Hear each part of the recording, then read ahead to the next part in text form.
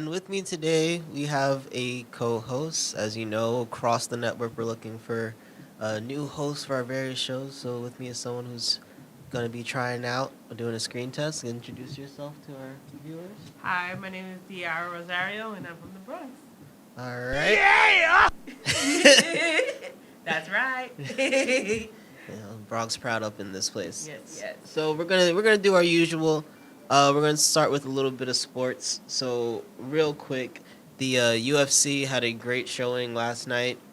Their first night on ABC Sports, and I mean, a bunch of these guys are like super proud to be there because Muhammad Ali boxed on there, and all these other greats were on there, and I'm just like, this is what you do every Saturday anyway. Like, what's the big deal? You're on ABC. But no, I mean, it was awesome. A bunch of knockouts. Even the last fight, right? No knockout. But I mean, one dude, he hit the guy like 200 and something times in the fight. Wow. How the guy didn't fall down, I don't know, and was still throwing like full haymakers at him. That's good.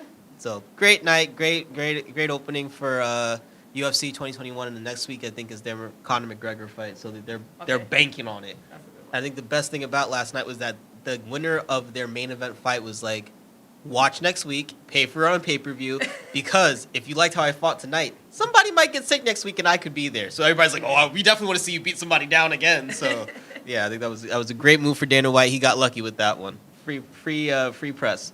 We also have James Harden going to the Nets. So that's supposed to be big news. I mean, fact is, as far as the standings go, the Knicks are just outside of a playoff berth in 9th place, which doesn't mean much now. We're like, 10 games into the season out of 60, so yeah. And the Nets are in 5th place. So The underdog always wins at the end, in my opinion. really? Because I think LeBron James was the favorite and he won the bubble. Or, I don't know about that one, but we'll see. We'll see. As far as MLB goes, a bunch of trades are being made. I think the big news for that is just that they announced that if fans are allowed to come back this season, they will not be mandating that people have negative tests to show up. So there's a lot of controversy upon that because, especially with baseball, all last year the players were spreading it to each other. That they don't want people to come to the stadiums and then spread the virus. I mean, they're going to be limited seating in the first place. It's just that they're saying they don't need to see documents, right? It's just going to slow down the process. You're going to have to come 2 hours before a game before you can even, show up. And then imagine the medical facilities are already going to be backlogged with people trying to get vaccine shots, let alone people getting tests. To a certain degree, I understand it. It just, I mean... Are they going to require masks? And they didn't say they're going to require that either. So, I mean, it's an outdoor sport, right? So unless you're in an arena... theoretically, the one place they tell you don't, when you're walking around outside, you don't necessarily need to have technically, an arena is a closed an area. arena, you would have to. Yeah. But for most, I think, if there are 40 stadiums, or I think 32 stadiums, I think out of the 32, only 4 of them are actually arenas. You wouldn't really need that standardized across the league. It would have to be that in these 4 arenas, Well, wear then you masks. have to do it for, when you go to the line on the food court, be considerate of that. And that's Or when the... you go to the bathroom, because that's a closed area. I mean, the bathroom more so than even because the walkway where the food is served is actually usually right next to ventilation from the staircases. So it gets iffy, Andy. Don't get me wrong. Everybody's gonna be arguing technicality. I think the reason why they're not gonna make it a league ruling on these things is that it's gonna be based on how people are state by state, arena by arena. The Department of Health of each state. Right. Well, what they're saying, because I mean, you had New York shut down everything, but Florida said we're open for sports, right? Regardless of whether or not fans can be there, they were just kind of like, we can still actively, record stuff. So UFC went there for a little bit. WWE's still filming there, everything. So you have to kind of leave it to the discretion of the local area, I think, is why there's no league standard on it. But yeah, I mean, as far as I'm concerned, just let's rule 2021 out as a fan-based season as well, is what I would do safety-wise. Correct. I get the idea of let's not backlog hospitals, let's not backlog, clinics and stuff like that. I'm with that 100%, but let's make it easy for everyone and just be like, no fans for another year. Right. I know UFC's event last night, though. One, they were in Abu Dhabi, right? And they had Fight Island. So they had a bubbled area where you could be quarantined beforehand in a country that has low COVID numbers and had fans there. They showed no test and they got the chance to watch the fights. That made sense to me. But everything a part of it makes sense. It wasn't like, oh, we just decided to do this. Like there was a process. So, you know, 3 weeks off, 4 weeks off, and they figured it out. They can get fans in a foreign country where COVID is low. Not the United States where the numbers are still. You planned it going out. up. Yeah, exactly. It made sense. Then we have NHL. The Devils are in third place, the Rangers are in fifth, and the Islanders are in sixth. Again, it's really early on. They're about 3 games in. It's nothing too serious yet. Like I said, until you get to like the halfway mark, the All-Star break, it's all just numbers. It's all numbers that mean nothing. It gets serious the second half of the season. True. And in the NFL, where things are actually more heated up, we have the Packers moving on to conference finals. We have the Bills moving on to conference finals. I know our guys talking sports the other day, someone was very doubtful of the Buffalo Bills, but New York still has a team in the playoffs. It's just not one from the city. And we have the Browns losing to the Chiefs, which now makes sense because the Browns winning in anything doesn't make any sense. And tonight is the big game where you have Drew Brees versus Tom Brady, where the Bucks play the Saints. As a NFL fan for the New York Giants, I just hate this game all in all because I hate Tom Brady and I hate Drew Brees. If it's possible, can both teams lose and the Packers go on? Because at one point I was a Packers fan, but that was when Brett Favre was there. So, this is just like the worst game for me of all 4. But the best for the fans because they love both quarterbacks. So, all right. On that note, we're going to head to our first commercial break. And when we come back, we'll be talking about some of the current events that have been happening in the last week or so. All right. So, Charles, take us to our first break.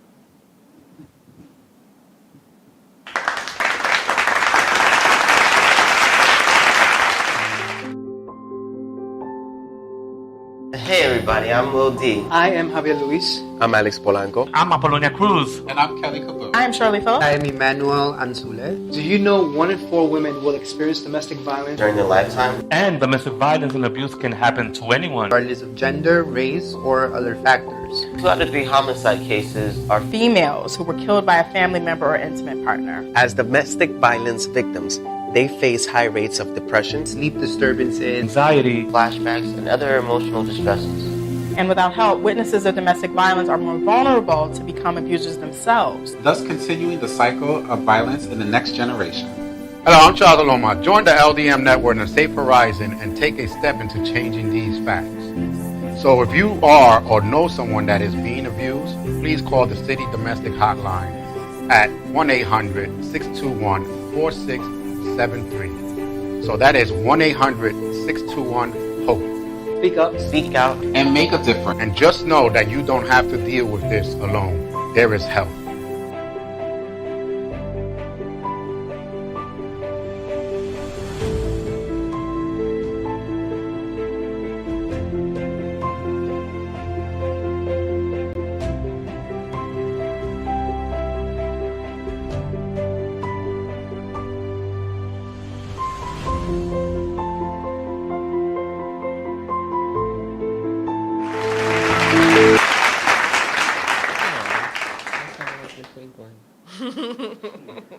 All right, so a couple of things locally that some good, some meh.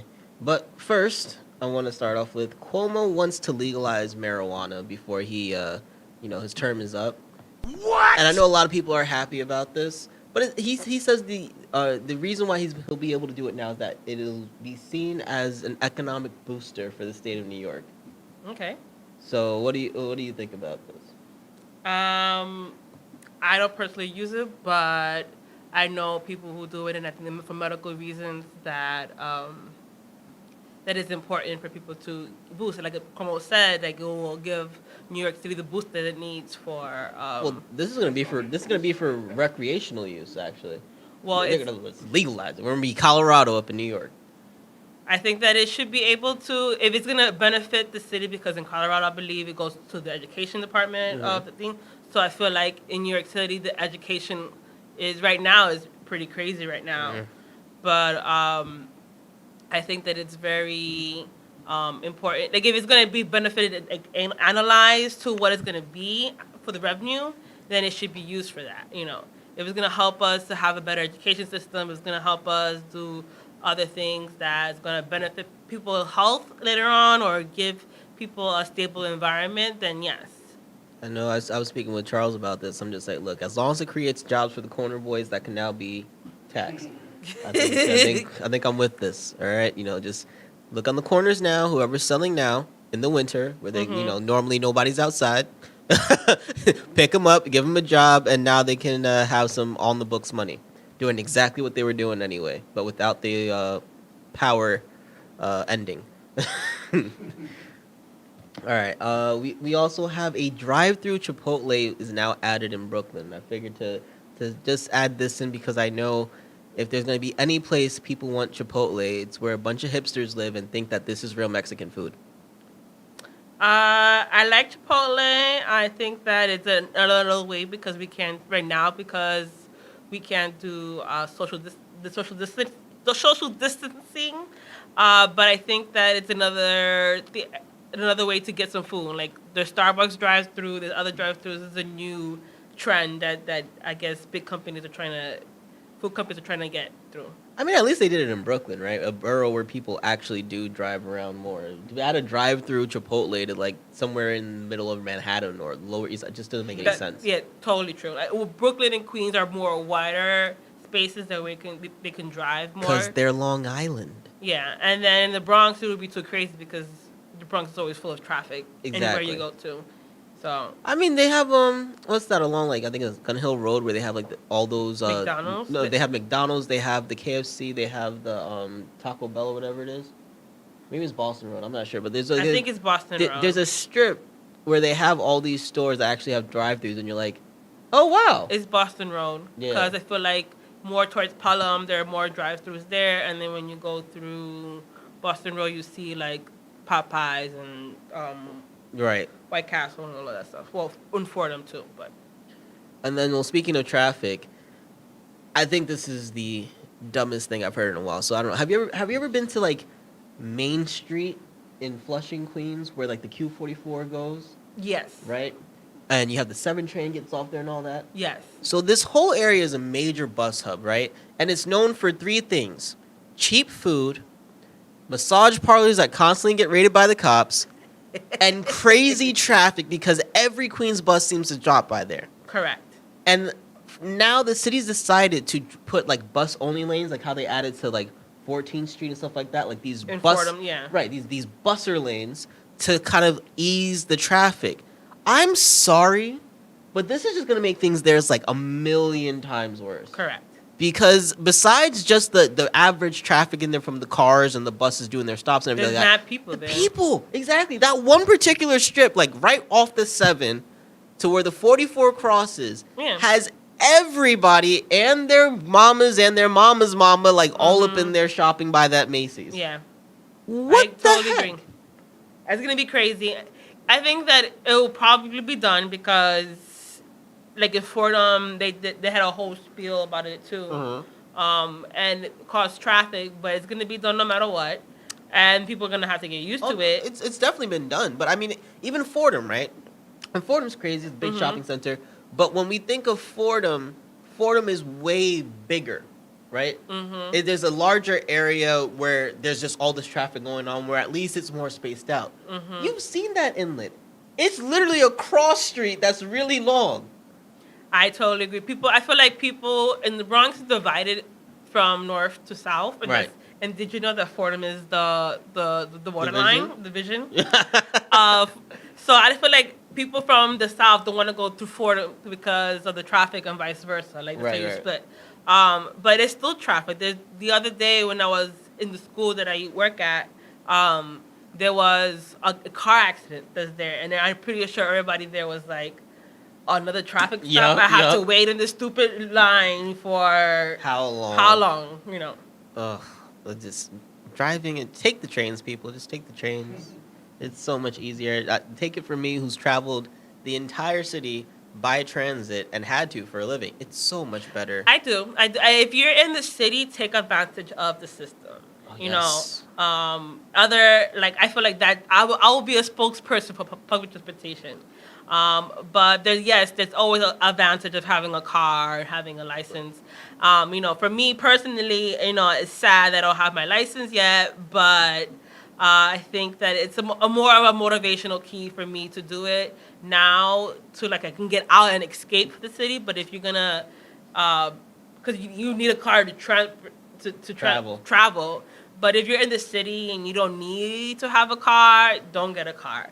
I feel like a car is a very big responsibility that I am not personally ready for. I am a native New Yorker who does not drive, and I swear that the only reason I will ever get my license is because I'll have a baby on the way and I want to take them on family road trips. That's it. That's what I'm waiting for, right? Until that time, there is no need. We have Port Authority with a bus that can take you anywhere, and if Port Authority don't have it, I'll put money on it. Chinatown does, right? The only thing about it now is that because of COVID, they're running like 1 or 2 buses a day to specific areas. Yeah. That's a little worse because you can't catch at 10 a.m. You have to be there by 7. But other than that, like, you're spending way less money on that bus ticket to and from than you would on gas for your travel. True. Plus, you know, besides that, to get around the city, it doesn't make sense to drive all the time. So now you're paying your transit, you're paying your car note and your car insurance, and then the gas. And then whatever else, you know, like, I feel keep like it simple, agreed. New Yorkers. Agreed. But I feel like having a car is a sense of independence. You know, you're able to escape. You're able to do your freedom. You don't have to say it's my car and I can go where I want. You know. I go wherever I want anyway. I got 2 legs. True, but a different way. A different sense of independence. Look, all it keeps me from is being able to order girls off a Backpage. That's what not having a car does. Unacceptable. Unacceptable. All right. Nah. Then this is also something. Andrew Yang is running for mayor. Yes. I love this. So when he first came out to be president, he was one of the nominees to be president. Mm-hmm. I agreed upon him. I liked his slogan of $1,000 a month. Every person should get that. Yes. I vote for that too. I concur. I feel like I believe the United States makes a lot of money and is greedy to a certain extent too when it comes to wealth. Mm-hmm. Wealth means the whole different category of what wealth is. Mm-hmm. You know, the growth of yes, you could be a billionaire and still be wealthy enough to provide the basic needs of what you have, or have it for your company, like, or necessarily outsourcing, because people outsource all the time, you know, to make money for their buck, you know. But having the opportunity to provide services for your company then your company could flourish, you know. But again, that goes into more details of your employees and HR, all of that benefit stuff. Right. But I feel like Andrew Yang, I'm going on a rant on stuff, but like, of course, we go into a government, we not bought into a government, we created a government that should be, we give certain monies to it so it can run, on like transportation, the banks and stuff like that. We give that control to our government, but I feel like the government needs to also bring us stuff. And sometimes we don't see, as a person who pay our taxes and stuff like that, don't see the rewards of those benefits. I think in this recent stimulus package, right, we finally had people ask a very important question. Why are we giving all this money to people not a part of this nation? Right? Yeah. And I bring this up for an important reason, right?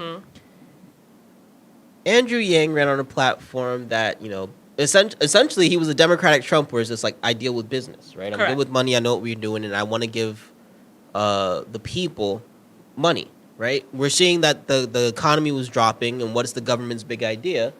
Stimulus packages, right? The second stimulus package coming out. So the government, this is already a plan that the government has in mind. Now, what recently happened was the government gave $600 while giving how much in foreign aid? And don't get me wrong, Correct. I think it's great. It's a good idea to help out foreign nations, especially since as the U.S., we were created in a platform where we were trying to spread democracy and freedom, yada yada yada. So I mean, I get the premise of it, why we should do it, but the pandemic has really shown that Americans need help. Correct. And we've always known this, right? So this is nothing It new. hasn't been. It's been a topic that's been pushed under the rug, Right. several times. About how, whenever someone's trying to say we need to increase the minimum wage, there's always a fight, right? Yes. But now we're looking at it and just like, wait, maybe nationally there needs to be an increase. And we've seen it happen a couple times before when things get really bad. This is one of those times where things have gotten really bad and we're noticing stuff. So when choosing between supplying your citizens with money to help them live and supplying, let's say, Bangladesh, it doesn't make sense to give Bangladesh any money. And I'm sorry to anybody who's Bengali or anything like that. It's just it doesn't make sense to fund Bangladesh when we can't fund Americans in America. You know what I'm saying? So Andrew Yang wants to run on a platform where we can provide citizens with money to help them live, which is something that the government, that we're all young at the government, they're not helping with enough, right? They gave 600. We said, where's our 2,000? Yeah. I think this is a solid premise, especially to do it on a city scale, right? Totally And the city that runs the global economy. I think this is a really solid premise for someone to run. I think that we compare ourselves to other countries and we see other countries' government giving them so much money that we look at us and say, what the hell? Why are we in the same predicament that we were before, where other countries are giving their citizens more money to survive? To be a native citizen in the United Arab Emirates, they pay you a monthly stipend. I'm not even saying they should necessarily give us the $1,000 Andrew was talking about, but damn well everybody in New York City can use an extra $200 a month, right or wrong? Correct. Right. So that's $50 a week extra just from the government for you being a native-born New Yorker. I love this idea. If that's what he wants to run on, I'm with it. You got my vote, hands down. Yeah, but then we go into the people who are working on the books and people who are doing other stuff, and they get, well, what about us, or what about this? Get a job with the W-4. Yeah. I mean, that's that simple. Yeah. Get yourself on the books. If you're someone who, let's say, is working off the books, right? 90% of those people are also registered for some sort of government assistance. Being registered on that government assistance is what would get you entitled to the $50. Yeah, but then companies don't want to hire people. Well, I'm not even saying you have to work for a company, but you're in the city system as a city resident. By getting the social services from the city, that would still entitle to this extra money. So that's what I'm saying. Even if you can't get a job with a W-2 or W-4, whatever the case may be, if you're on some sort of government aid assistance, if you're someone who works off the books, but let's say you're getting food stamps or something, there's your extra money from as a resident. Okay, so you were saying like to have it, everybody should get it, but even you're not working to get via something like get extra $50. If you are entitled to ID NYC, you should be entitled to this extra money. Yeah, that's what I'm saying. I concur with that too. All right. So yeah, it doesn't mean you have to be legal or anything. You have to be in the system as a resident of the city. A resident of New York. I agree with that. All right. So Andrew Yang, I'm interested in that. One random fun fact from 2020 is that more kids graduated high school than the average number expected yearly. Now, in New York City or in New York City. Okay. And I feel like this has a lot to do with the fact that now, because kids they're not skipping classes in the same regards, right? Because you can't. You're physically not in school. But okay, I'm bringing the calm version of that. Yeah. I'm a person who wants kids to go to the actual building and go to school, and I totally understand that because of COVID restrictions, we can't provide the services about that. But I think that going to an actual place to learn something gives them unspoken fundamentals that they are receiving. And students who, yes, they pass school, they pass their classes, but are they having the concept of what they learn? Well, one, if we're talking about whether or not these kids are actually gaining I like to call it useful knowledge, right? Yes. There's a social aspect of school that is definitely missing, that just allows people to socially interact, that is already being distorted by the mass use of social media. I completely agree. Having kids at least having to go to school, build some sort of human interaction skills, and that's fundamental. We need to pick things up, learn things. It's how you read people, talk to people, that sort of a thing. But I mean, whether or not they go to school, how much information they're retaining, and I mean, is up to the individual. If we're talking about whether they're learning something that's actually useful, where they're not learning stuff just to pass a test, and that's something that's been argued, whether kids are learning just to pass that state test, or whether they're actually learning concept, learning the ability to learn, if that makes any sense, right? Your aptitude for learning and for advancing and evolving has been something that's always been a debate about how we even teach the kids and what are we teaching the children. So that's a whole other thing. I think literally having the ability to wake up out of bed and press a button and act as if you're there is part of this, because I know one reason a lot of kids don't graduate is their attendance. This makes attending easier for some who, whether or not they're actually paying attention. I'm not saying that aspect. I'm just saying we're seeing a spike in people graduating because it's so easy to now attend school. I know kids who definitely turn on the computer and hit mute. Yeah. Right? And I mean, we all know those. Right? We all know somebody who does that. No lie, that kid would probably be me, because I feel like I learned more from Google than I ever did from my teachers. But that's a different story. That's a different talk. Right? But I would have shown that I was in class. Yeah. And that's the point. So I don't know if this spike is actually a good thing or just a byproduct of just convenience is what I'm getting at. I think it's a byproduct of convenience. I think both for teacher, student, administrative. I think anybody who's working not physically at a school or something like that, any working from online is a 1,000% benefit for themselves, because it's out of convenience. Right. But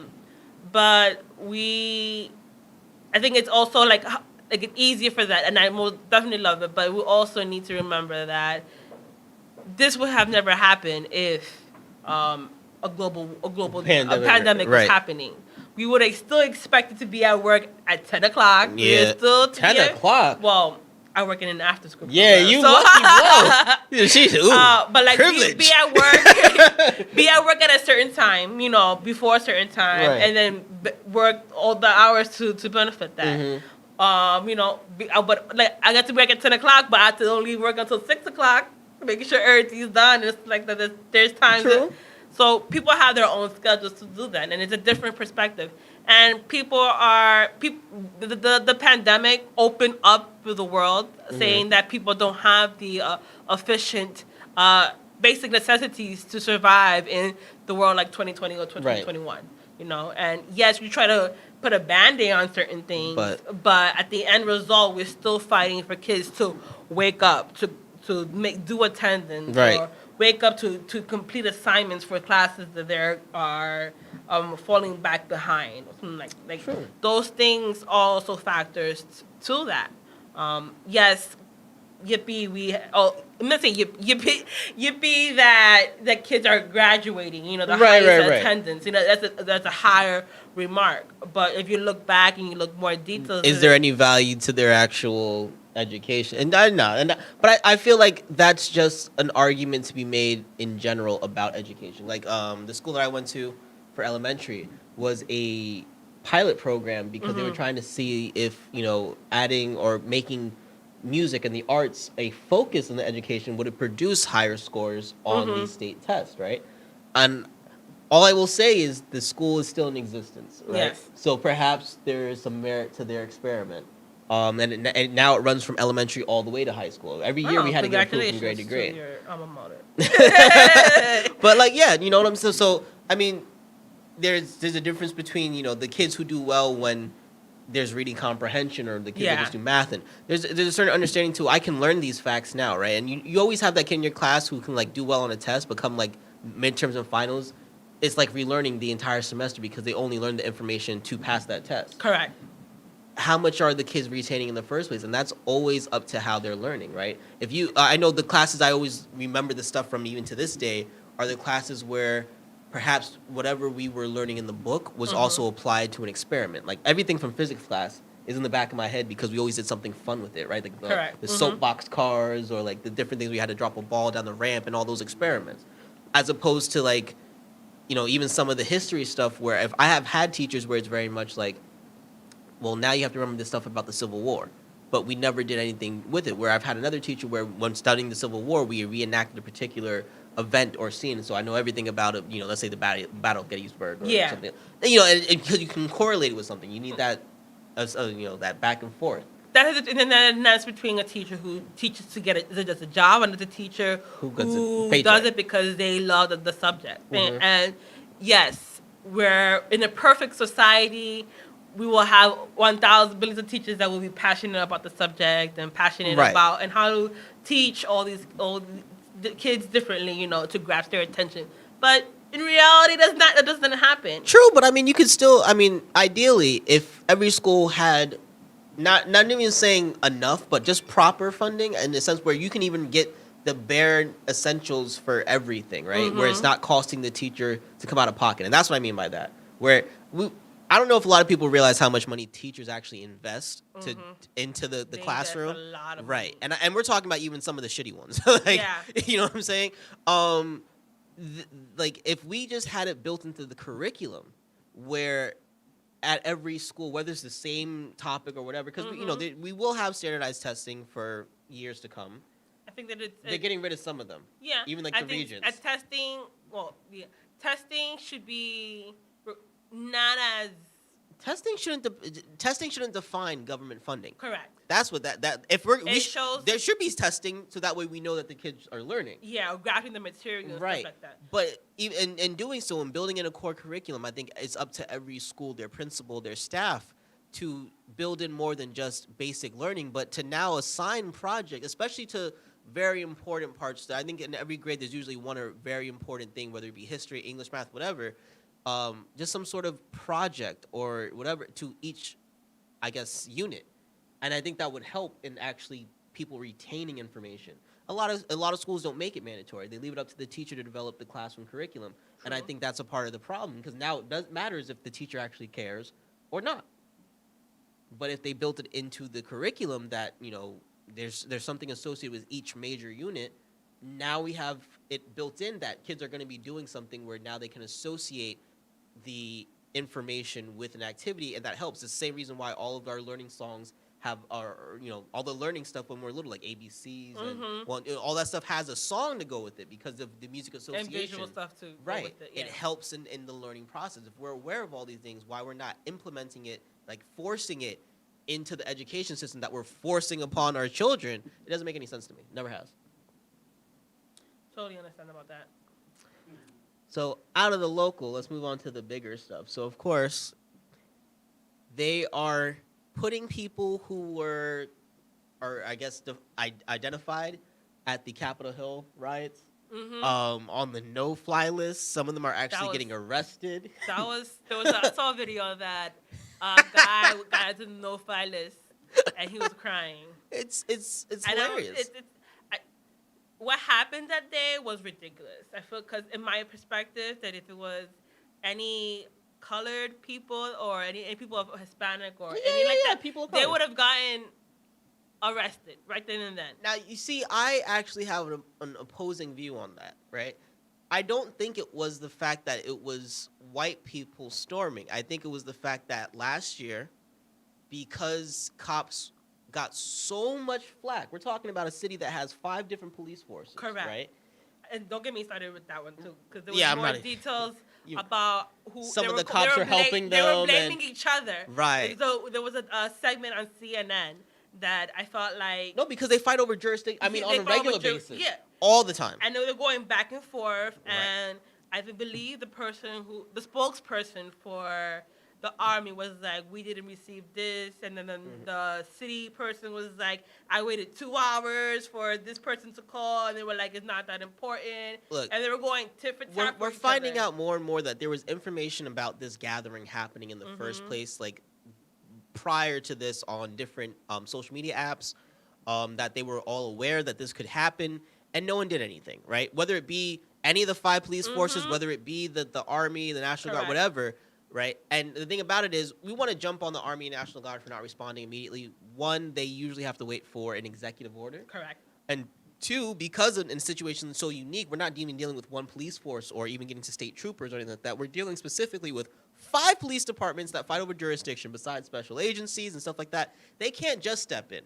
Right? There's so many layers that get in before they get to step in. So I leave them out of it. Any military, I leave them out of it. Correct.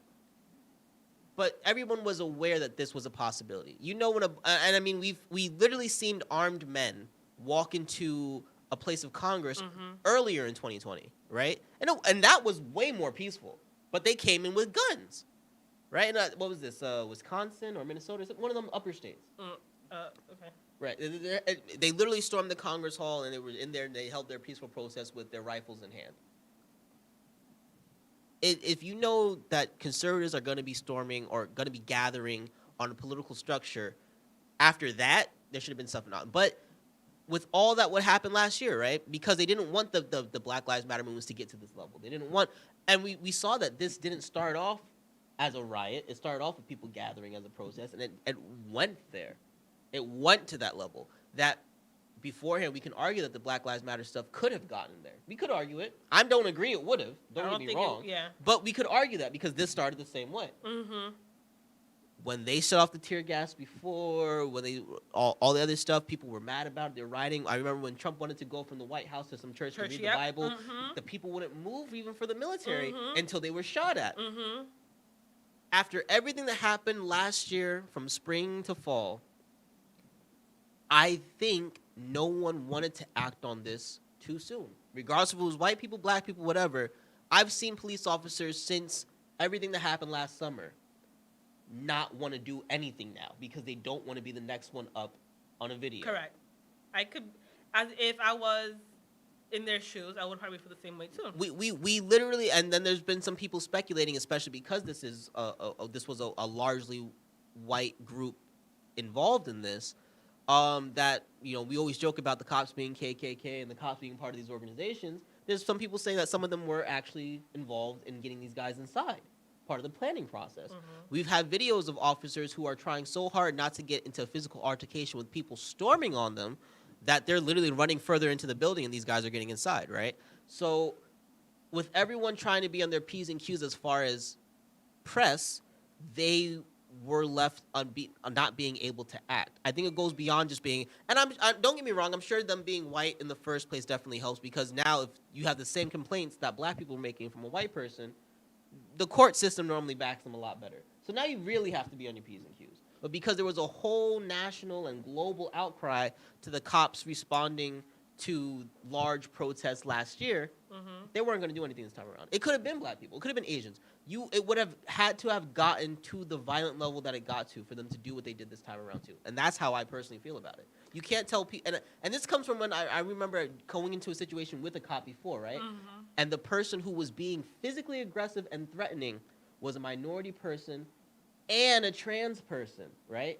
And immediately the cop said, I'm not dealing with this. Immediately, because no matter how they go about it, whether it's proper protocol or not, they were like, there's going to be 2 weeks where I'm in this whole big court case. I'm not dealing with this. No one wants to have that 10 years put into a pension erased. No one wants to deal with this crap. You had to get to the point where everyone's on your side. It's just like, we need to get these people out of here. That's when you can do it. That's when they can act now. And we've made it as citizens to that level where now the cops don't feel that they can protect us. Totally understand. It's hard being a cop. It's hard being someone who's a first responder. That life is a very difficult life to choose. Some use it again, like it's like being a teacher. You know, it's also who is also a first responder. You know, being in that position or choosing to live that life is a very hard transition. You know, it's something that you choose to it because you love the benefits and you feel like I could do this for 20 years and knock it out, or you choose it because you want to you walk the beat, you want to become a detective, you move up the ladder, right? You know, you do all of that, and people do it because it's it wants to take the beat the whole entire time because it's interesting. You learn something new every day. You interact with people. Right. You For know, various reasons. For various reasons that people become a first responder. But with that being a first responder, you have you get backlash sometimes. You don't understand. You're doing what people do in general. You're working a job. Right. And so you're held to a higher You're held to a expectation. higher expectation. This is very hard. Agreed. But then the backlash is like, oh, that's not fair. You know, I'm human too. They're still human too, and they still have feelings. They still have stuff. But at the end of the day, you as a citizen and as a person of people, you have to understand what happened in the scenario. You can't manipulate the scenario to benefit you when the evidence is right there. Right. You take responsibility for your actions. You get caught from the actions, okay, you got me, you know, or you have the evidence and it comes to court systems and all that stuff. Right. But you can't knock a person who wants to be a cop or who wants to be a person because it's something that's passionate about. And it's a very stressful job. And cops have a reputation because they hold it in and they don't express it. And then that's people in general. Right. People hold stuff in and hold grudges and not speak about it. You know, yes, you could be anonymous. You know, you can go to therapy and speak up about it. And you have to have that mentality. It's like, okay, this is what happened. Let's analyze what went down, you know, and express how you feel about what's going down. And look back at it. And people don't do that.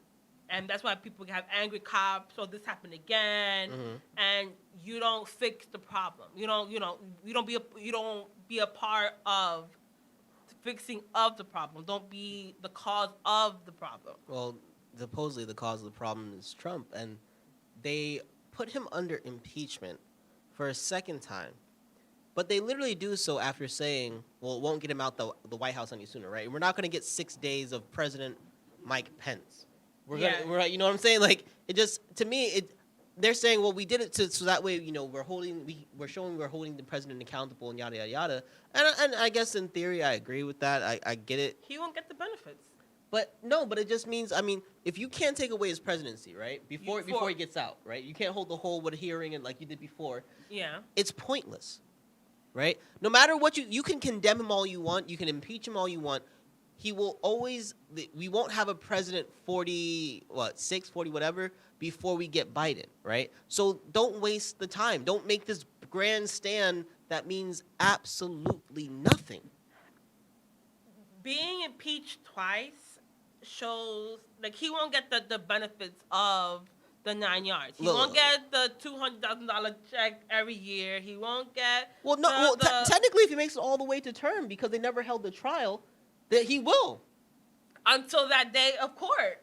Let him have all his... And that's if they even get there, because by the time Biden takes over, right, Trump may be facing other charges that this impeachment may never really be a thing. And he still probably won't get the money that the benefits of what it is. I don't know. Because by the time he ran so long and did a ruckus for all these years, and I do have friends who are pro-Trump, but I feel like sometimes they do it just to get a rile out of me or something like that, just to see the tangents on. No. But I feel like Trump did some slady shit. Sorry. And now it's coming back to life, because everything you do under the dark comes out in the light. Trump, everything that Trump's been doing wrong has been coming to the light through his entire presidency. Correct. Because everybody has been turning on him from the get-go. I mean, I've never seen more staff changes, except for maybe by somebody holding like a baby shower. Right? They drop like 3 or 4 different dresses for no damn reason. You're like, what's going on here? Yeah. So, you know, that sort of a thing. I mean, all in all, I just think it's dumb. I think it's dumb. I think it's dumb as well, but I think that it's an important reason, because you're making a statement. You know, you try to play all this long, and then people even in his own party rebelled against him. And people in his own party are also trying to say it was Antifa. Like, don't. Yeah. Trump has been so polarizing to the Republican Party for so long that it means nothing now to say people in his own party have turned on him. oh, some of the people that were closest to him. Some of the people that were closest to him were the first ones to turn on him in his first year of presidency. All of that means nothing to me. All of that. Unless you can literally tell me that this man would no longer be president by the time that the day is over, don't waste my time with making it big news he's impeached. No. If you want to tell me that you're doing this and you're going to take away his benefits later, no. But they were trying to make it seem like doing it now make the was big- so... No, it means absolutely nothing. We're going to have Trump and then we're going to have Biden. There's no in between. Shut up. This is one of those things that there's so much that happens in Congress that no one talks about unless Correct. you're watching C-SPAN. This could have been one of those things. Correct. Pelosi was just trying to get some shine because they put her back as being like third possible for president. That was it. That was all that was. I think that I think yes, they hyped it up too much. I feel like yes, Yeah. because he has 10. At the moment that he did it, he had 10 days. 10 days. What you're gonna do about it? You gotta set a day. Like it's a whole And don't get me wrong. And this is the other part about it, right? We literally watched Trump get impeached with the whole world knowing he was guilty. And what happened? He got acquitted. He got acquitted because his own party didn't want to say that the first president to like really get impeached and lose his position was on their side. You really want to tell me that when we get to trial later and the same thing's about to pop up, that despite no matter how they feel other than Mitt Romney, that they're not going to pull the same nonsense? Let's be real. No Republican wants him to be the Republican because they already had to deal with Nixon. You already had to deal with Nixon. And they get so much lashback, but at least Nixon left. Right, Nixon, he was able to walk out. It's not a big thing on them. There's some other people that can get part of the whole Watergate. We all know the truth, but Yeah. it all in the end on paper they can be like, well, technically, and that's what they want with Trump. Technically, he wasn't really taken. He didn't lose his job. So, in the be all end all of this is, shut up. Now, before we go to our last break, real quick, Biden wants to give everybody $1,400 more. Yeah. That'd be great. Yeah. 200 more than Trump did. So, Charles, if you could, take us to our break real quick. When we come back, we're going to have the movies you should be streaming.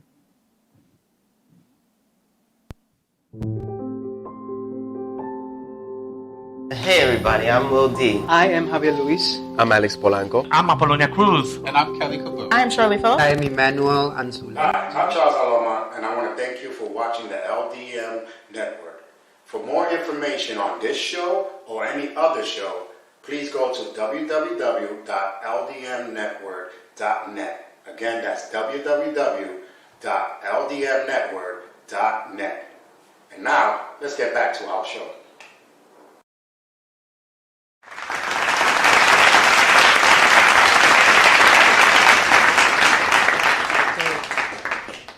There are a couple things that I've been watching over the past week, and there's some stuff that you were watching Yes. as well. So, drop something that you were watching and whether we should watch it or not. I don't know how you heard of the word Expanse on Prime. It was to be on Sci-Fi. Mm-hmm.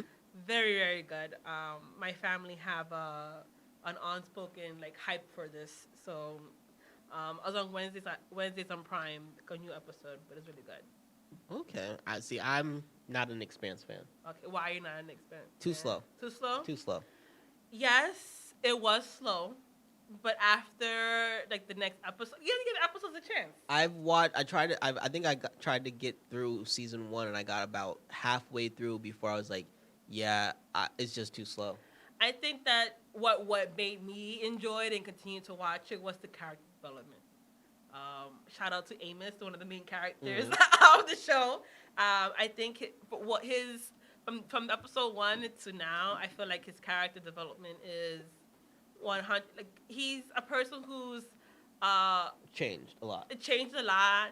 He is always down to the fall. He's like an down to the fall. He's gonna ride and die for Right. you. But if you're gonna screw him over, he's gonna screw you back and get back. Literally, this show is very polarizing. As far as I've heard people who are willing to get through the slow parts of it, love it. Then other people are like me, are just like, it's too slow. That's all I ever hear about this show. You're either in love with it or you're like, when does it get going?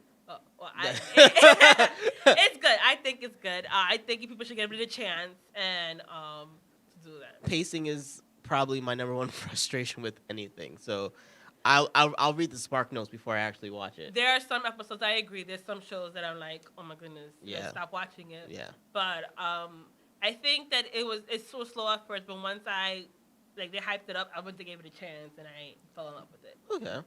All right. Anything else on your list for the week? I did watch WandaVision. How did you feel about that? You're I expecting am holding my tongue for when the whole season is up Okay. because I'm already highly annoyed. Okay.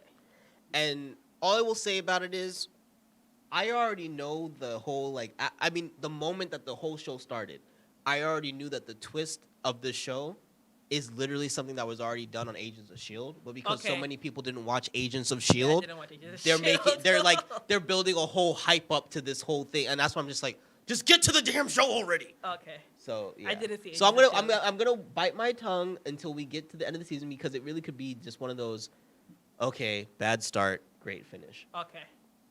But yeah. Are you scared that it's gonna be a bad finish? No, because I already know what they're doing. I mean, every series popping up on Disney Plus this year is going to be part of Phase 4. It's not going to be. It wasn't planned to be a theatrical phase, and it was really planned to be a boost for Disney Plus. That low key, that's what it was. So I already know that it's going to be building to a bigger picture.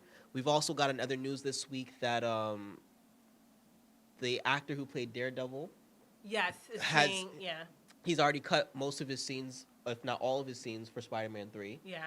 We've also got to release that both Daredevil, the guy on Netflix. Yes. Not Ben Affleck. We have news that Venom 2 will be officially part of the MCU Okay. and one of its first rated R movies. The first rated R movie will, however, be Deadpool 3 as part of the MCU. So both of those are going to be dropping, which means that we're expecting a Spider-Man cameo in Venom 2. So there's a lot of big buildup right now this year for Marvel that I know that bad start will lead to at least, if not good, but significant ending to WandaVision. Okay. So yeah, that's why I'm like, I'll critique it when it's over because So- right now, this whole fake I Am Lucy thing, Yeah. I'm not feeling it. I'm not. Yeah, I wasn't. I had to watch the second episode a few times. Ooh, I was ready to smack yeah. somebody. Like you got me hyped up for this. But yes, so okay. What have you been watching? So I watched, the first thing I watched, I think, is actually an animated movie called Charming, Okay. which was a spin on the Prince Charming story. It was funnier than I expected it to be, but I still feel like it's something to take a chance on because it has enough for adults, but I don't really think that kids are gonna get half the jokes. Essentially, like, Prince Charming is the same Prince Charming for like 3 of the Disney princesses, and he's trying to find true love, but he can't pick which one. Right. Then we have another series called Incarnate, which was a movie that came out a couple years back. It's on Netflix. The guy who played Two-Face in the Dark Knight series, he's the main character in this. He is someone who works with the Catholic Church in a sense, hunting down demons, but he sees it in a more scientific aspect and has a bit of a paranormal power to himself. Essentially, he's just trying to get a revenge on a particular demon who killed his family. Okay. Right? That's the most I can give without giving too much away. Saw Disenchantment Yes. season 3. I saw my cousin yesterday. I saw a few episodes of it. It was pretty funny. It's a funny series. I feel like this particular series is this particular season is so focused on developing the story Yeah. that it loses some of the ha-ha charm. It talked about mental health, and it was really the background story without giving it away. Right. Well, I'd probably give it away if I really tell about the king. Right, Yeah. but he The king. The season 3, the king is mad, basically. yes, he's the Mad King, He's but the not Mad in, King. not in the Game of Thrones and sense. You legit see him go crazy in certain scenes. It's funny, but you see Right. that it's like on a serious note. You know, Right. the king is mad and he needs to like get out. And you know, in all king, I feel like in all mid-level, Medieval. medieval age thing, they're trying to overpower the king to kill him to Right. reign the power. But it was funny. The main Bean is also from Broad City, one of the main characters from Broad City. So I really do like the fact that she just opened up her repertoire of stuff to do. That's the not Alana, but the other one. Yes. Yeah. Okay. So yeah. So I'd say it's not. Don't expect the same level of hilarity as season 1 and even most of season 2. But there's a lot in it that I think was entertaining enough. They definitely do find a way to just about some serious topics. It's a pretty solid season. Then the last thing on this particular list of like what to take a chance on was the best stand-up of 2020 on Netflix, because I feel like I personally watched most of it already. But if you didn't watch some of it or watch a lot of the stand-up on Netflix over the year, like some of the stuff that they were popularizing, it's a good way to try to get a good snippet of what's going on. I just was mad that they put the Leslie Jones one in there because, I mean, there was nothing funny about that. That was a terrible stand-up. Skip it. But yeah, so it's just a good way to kind of catch up on the year of comedy. I did see. Oh, we did talk about that one before. I'm thinking of two different things. The Death of 2020. Yes. So that was one that it's a mockumentary about like what happened 2020, the craziness that happened. I would say that's a definite watch. You need to watch that. That was hilarious. I mean, when you start off a series with Sam J, Yes. that's just perfect. Just perfect.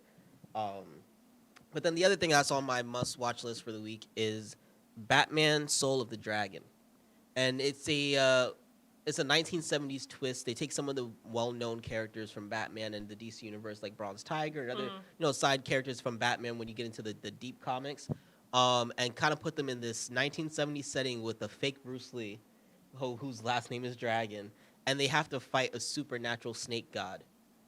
It sounds silly, but honestly, the whole story that they tell, it's a different kind of Batman. It's a different kind of story. Some really good funky music, good artwork.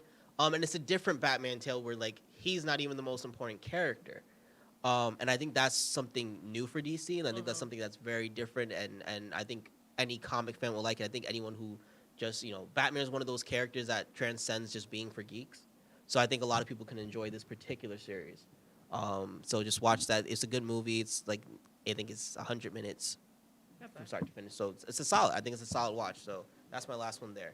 Now before we go, we're gonna just run real quick through our fans of the week. So first, I believe we have Herman from Facebook. Right, we have Herman. Then we have Marilyn. So shout out to them for being our active Facebook fans this week. And then on Instagram, we have I am Tierra Monique and Mr. T Less. So shout out to them for being active on Instagram. But our picture of the week is a question I posed to you. When you hear this is the story of do you finish that off with the story of a girl who cried a river and drowned the whole world, or a girl named Lucky? And I swear, if you say it's a girl named Lucky, you liked Britney Spears just a bit too much. Just a bit. Maybe not enough to stick with her through the bald phase, but you definitely fell back in love during Toxic. All right. So on that note, this has been another episode of Will's Review. Thank you for joining me this week. No problem. Man.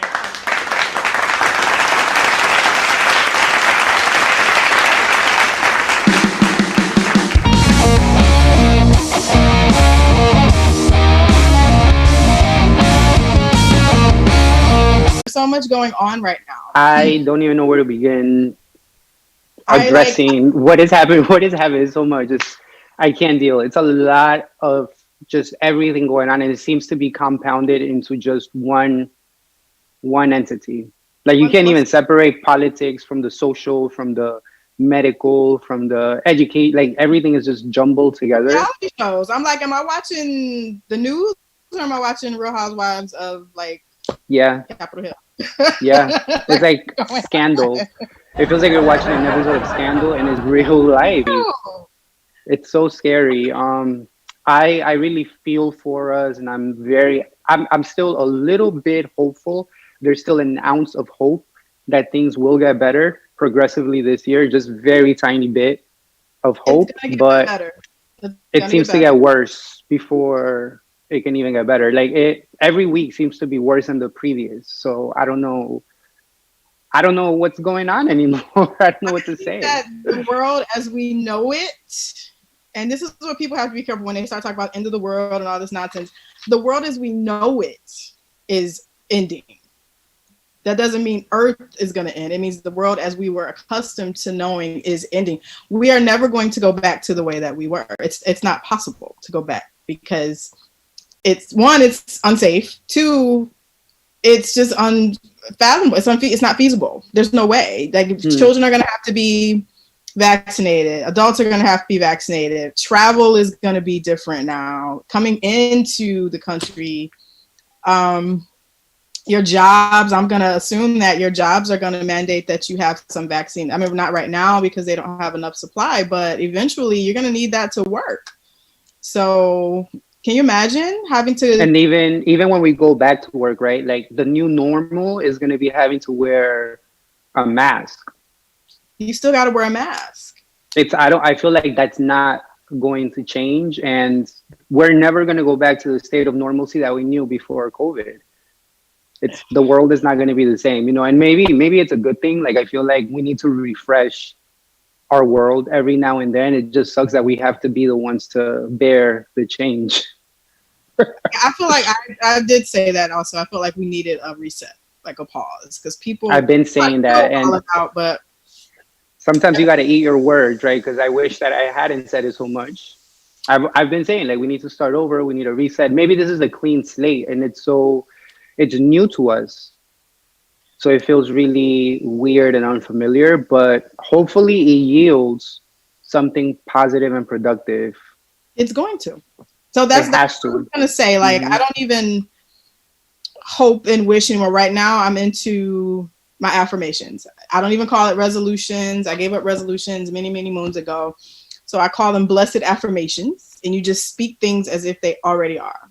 And I'm finding that works for me because you're putting it into the world, putting it into the universe. So it has to come back and circle, but you got to. I love that. It's like manifestation, right? You have to believe it. You have to believe You have to believe it. And it's more than just saying it. Like, I know a lot of people believe in affirmations, and they simply say these things to themselves each morning or throughout the day to like remind themselves of the journey that they want to go on. But I think you actually have to live and breathe it. Like, you can't just say that you want, you know, financial success or that you want to start a business. Like, you actually have to put yourself in the position to do that.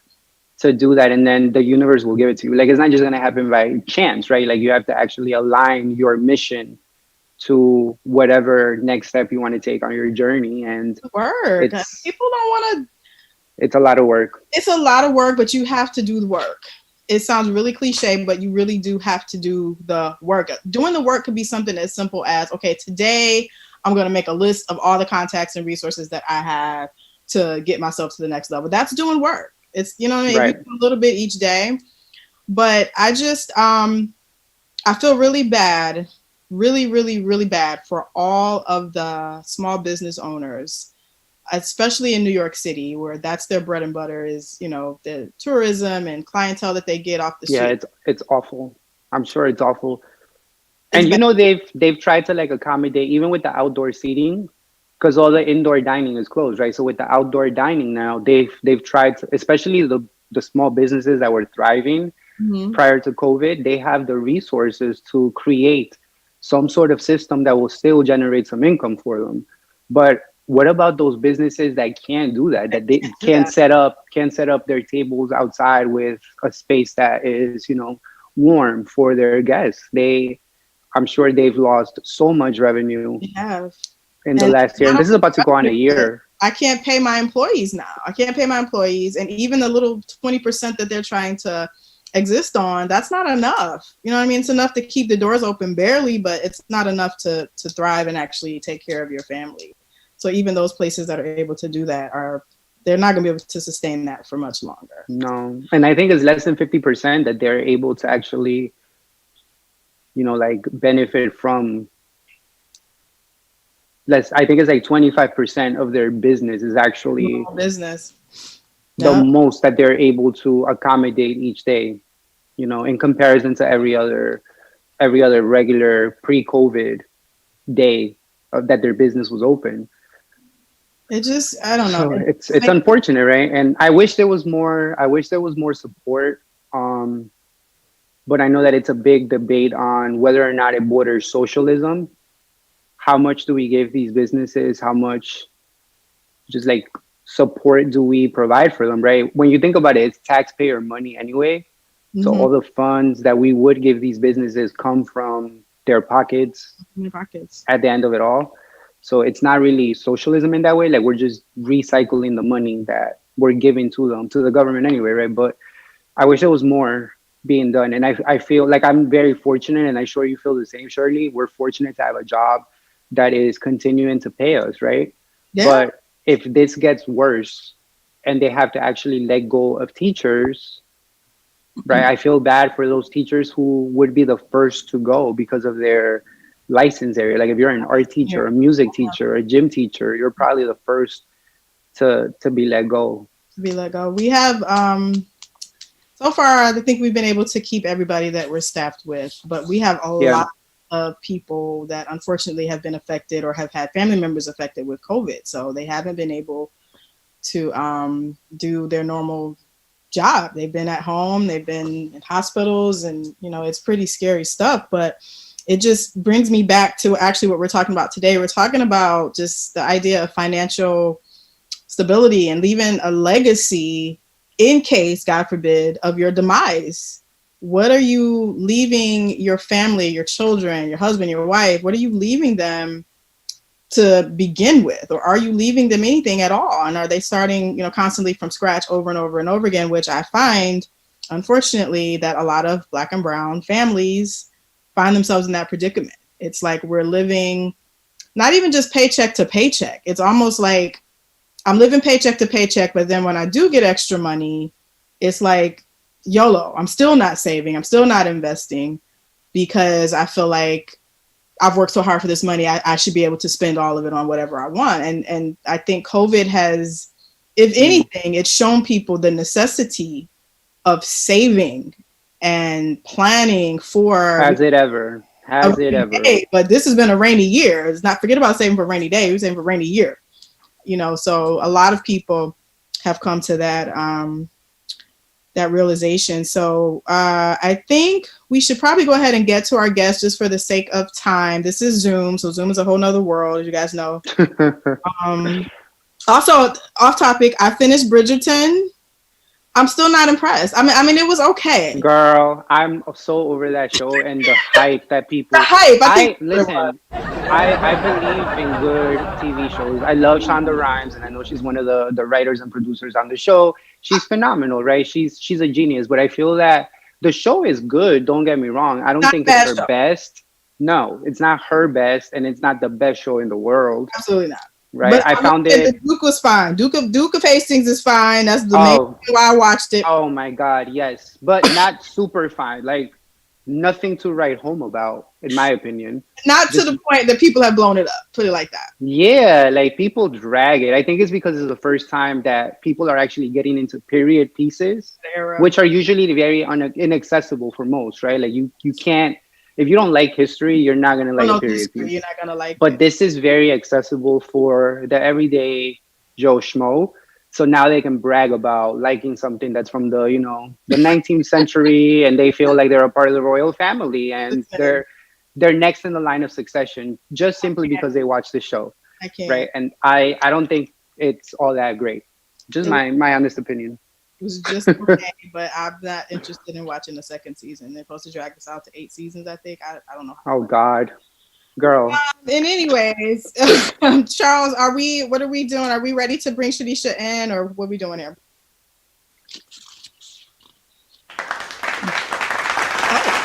I think Tanisha's ready. I think she's ready.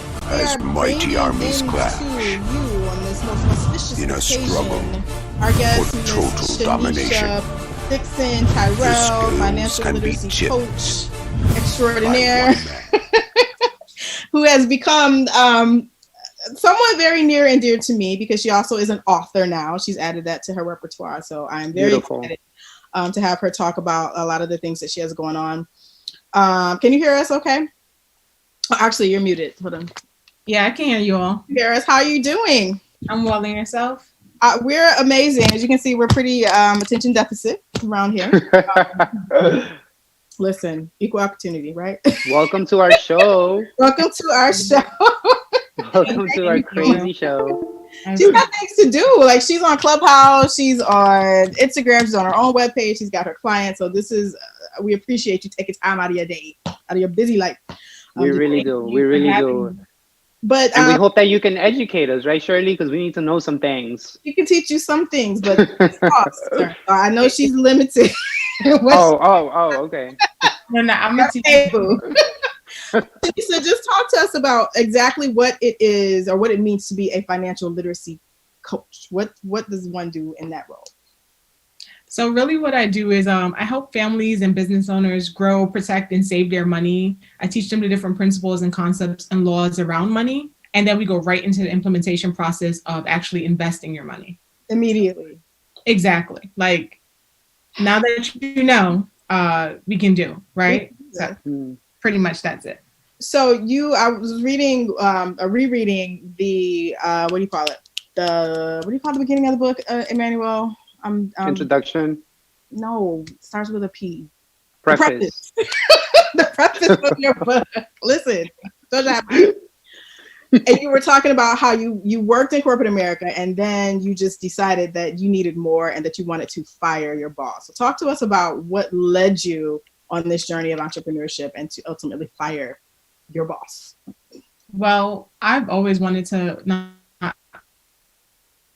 Oh wait, she got frozen for 1 second. Can you guys hear me okay? I can hear better you now. Go ahead. Can you hear me okay? Yes. Yes. All right. Yeah.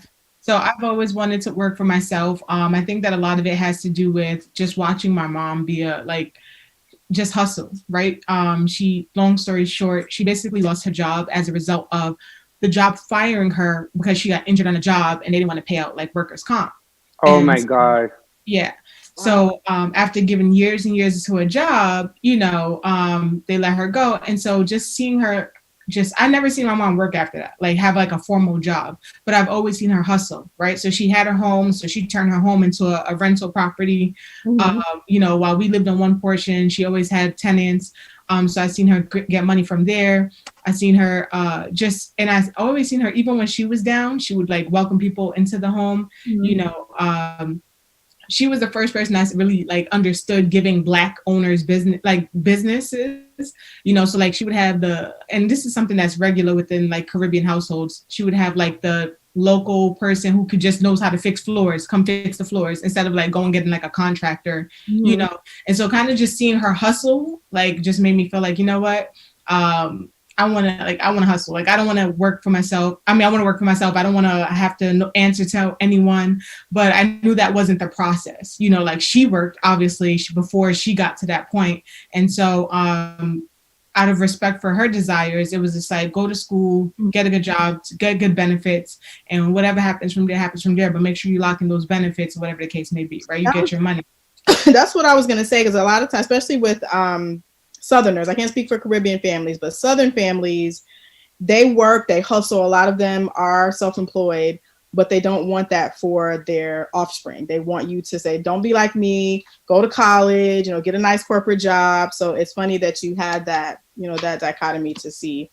But you, I believe I read that you were the first to actually go into higher education of your siblings. Yeah, so I was the first. So, well, actually, my brother did start college first, but he never finished. I was the first to complete. And I was the first to, he got his high school diploma, then went to college. He did do that. He didn't complete, and then I went to school, got my high school diploma, and completed it. So what was going through your mind, or how do I want to phrase this? When did you know for sure that was just not going to be for you? Like, I can't do this anymore. I have to move on and transcend this.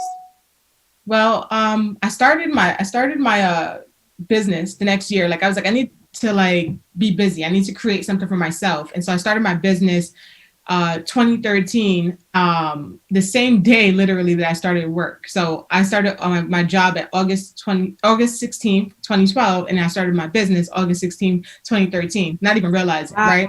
Yeah. And so when I started my work, what happened was it was a contracted job. So I always felt like I wasn't going to be there long anyway, but they just kept renewing the contract without even like giving, they just never let us go. And then one year, I forget the year it was probably about 2014 or 15, one of the two, about 14 maybe. They, something happened with the budget and then they had to like let people go. So they let the people who were just bad workers, they let them go. But the contract, the people that was like on a contract, they didn't want us to go. They so what they did was they had us work 1 week, and then they had us collect unemployment the next week.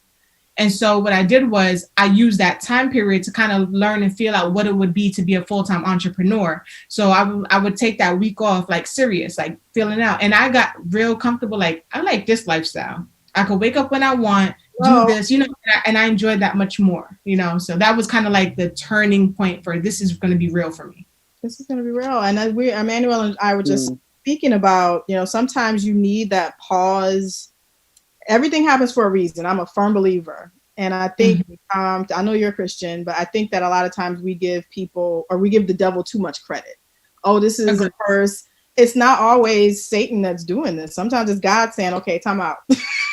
Exactly. Then tragedy is the only time we'll listen sometimes, you know? Exactly. So That's I'm sorry, true, Emmanuel, did you have a question for her? My bad. Yeah, I wanted to know, like, after you graduated college, like, what was your vision for yourself? And did it match what you wanted to do as an entrepreneur? Is she frozen? I think she might be. I never, after, it's weird, like after high school, you hear me? Okay. So Yes. after high school, I actually never saw my life after high school. Like, it literally was like, I could see up until graduation and then my life was black. Like, it was like, it's just like the world ended. Right. And so I had a tough time envisioning what the next steps would be like. So I never really pictured what life would be like after college because I never had that vision. You know, it was just, I just knew what I want. How it would get there, I had no idea. I just knew that I wanted to be rich. I've always said I wanted to be rich. I'm going to be rich. I'm going to have this, that, and the third. And as opportunities and things fall into my lap, I'm going to make sure that I take full on advantage of it. So That's beautiful. Is it your nephew that this book was basically intended to motivate? Yeah, so or it came about based off a conversation that I had with him. So he was 5 and I said to him, no, he asked me for money. And so I said to him, I'm broke. And he said, you're always broke. And I was just like, you rude little thing, right? First of all, who taught you how to say that, right? Like, his response was so quick and witty, and that's just how he is. And so, but I realized that for him to know how to respond like that, it's because we're saying it a lot, right?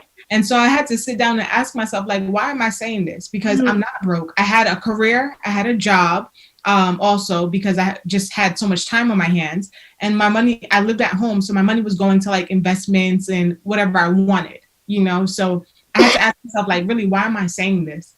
And it just hit me that I'm hearing it a lot. Like, my mom, anytime I would talk about or ask her for money, she would say, like, why are you cursing at me? You know? Like, that's a conversation we're not supposed to have. And it started to basically subconsciously seep into my mind. And so that's pretty much how that conversation came about. Wow. So what we're talking about is Shanisha has a picture book entitled "You're Always Broke," and hold on, let me see if I can pull this up without destroying my laptop. Can you guys see? That sounds like a romance novel. Oh, no, but the book is awesome. I don't want to give it away, but it touches on some of the key principles that not only children need to pick up, but there are adults that need to pick up this picture book. And, you know, Absolutely. You know, half these adults can't read anyway, so they might actually need a picture book. But you mentioned in the book, without giving too much away, the concept of tithing. Mm-hmm. And I know my mom, my grandparents were very big on tithe. First 10%, first fruit offering. They did all of that. And I was told that when you're tithing, you're supposed to tithe to the church that spiritually feeds you. Tell me how you feel about that concept. I feel that, you know, you can tithe, yes, tithe to the church that spiritually feeds you, but I also feel like you tithe to where and whomever spiritually feeds you, right? And sometimes, like, and I think that, like, God knows our heart and our intentions. Mhm. And, you know, I can't speak for the word because the word says what it says. But like, let's say I had $5, right? And I only had $5, but somebody saw me on the street and they were homeless and they asked me for $1, right? I think that me giving it to that person is my tithe also.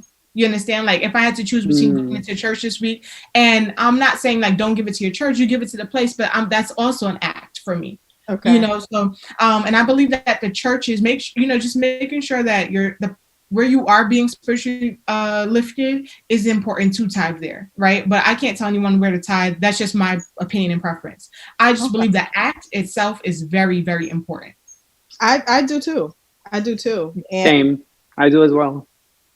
Like you said, regardless to wherever or whatever your ministry might be, as long as you're giving, you know, tithing into some, you know, concept that you feel passionate about or some place that you feel passionate about. I think that's right. I had a conversation with a friend recently because I do feel like it's important to give to especially if you're like fortunate to have, right? If you have an abundance of something, even if it's, you know, a small amount, I think that it's important to pass that abundance on to others, especially if they're going through a difficult time. So I often find myself giving a lot to my family, you know, because I know that they're either not working or they're struggling or they're in a different country and their money's just not flowing in the way that it does here. So I had a conversation with a friend who's very financially literate, but she strongly believes that you should take care of yourself first and you shouldn't give onto other people because it's taken away from you, right? Like, how much do you give away before you run out yourself and you don't have that abundance anymore, right? I think it's bad karma personally, like if you don't give to others, because it'll come back to you eventually, right? Especially if you know you have it. And I've always believed that, but I also, now I'm more aware. I'm like, damn, should I be giving to people when I don't have it myself? Should I be saving it for myself for a rainy day? Or should I continue to give because I know I have it now and hopefully they'll, you know, do something for me in the future if they need to. Yeah, right? I think with family is different a little bit. I kind of understand what your friend is saying, but I think it's important that, you know, that you give and you have the mindset, like you said, like this is for them, it's gonna come back if it comes back, you know? So yeah, so sorry, I heard a noise. So yeah, so I'm like, if it comes, you know, as Black people, we don't play about the noises. Like, so yeah, so no, you give and you give with the mindset that it's, you know, if it comes back, it comes back, right? That's exactly how I am. Yeah, you know, but you tithe and you take and you if you budget appropriately, you move that out the picture and then you work with what's left, right? And then but you pay yourself immediately first. The thing is that people will give to other people without giving to themselves. Like, I don't believe in that, right? But now tithing is different because I feel like you have to, when it comes to something that's spiritually taking you to the next level, right? Or given to someone who maybe is like seriously in need. Like if you're a working able-bodied person, I don't know, right? I mean, that's, but it's case by case. But if you are on the streets, you know, so it really is case by case. I just encourage everyone to do it because it's important, right? Like for me, when I started to tithe, I was battling with myself. I'm like, God, I need you to make this work, because when you the more you have to tithe is like, you see that number, you're like, this is a lot, you know? Wow. So I decided like, no, I got to make it happen anyway. And I promise you, just a few weeks after I told the Lord I'm gonna make it work, I got $18,000 of student loan erased.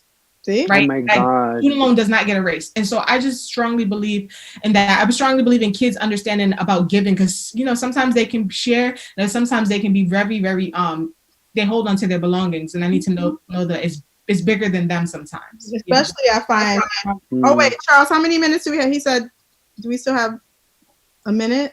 Like 2 minutes? Okay. I'm finding, in the Bronx, I'm not even going to say New York City, in the Bronx, a lot of the children that I work with are very, I, me, mine, like they don't want to let go of anything for fear that they won't have it ever again. And we had an interesting conversation last week, and a lot of them are actually interested in investing. Like they listen, they watch YouTube, and they're like, Miss Phillips, can you teach us about crypto? Can you? And I'm like, Yep.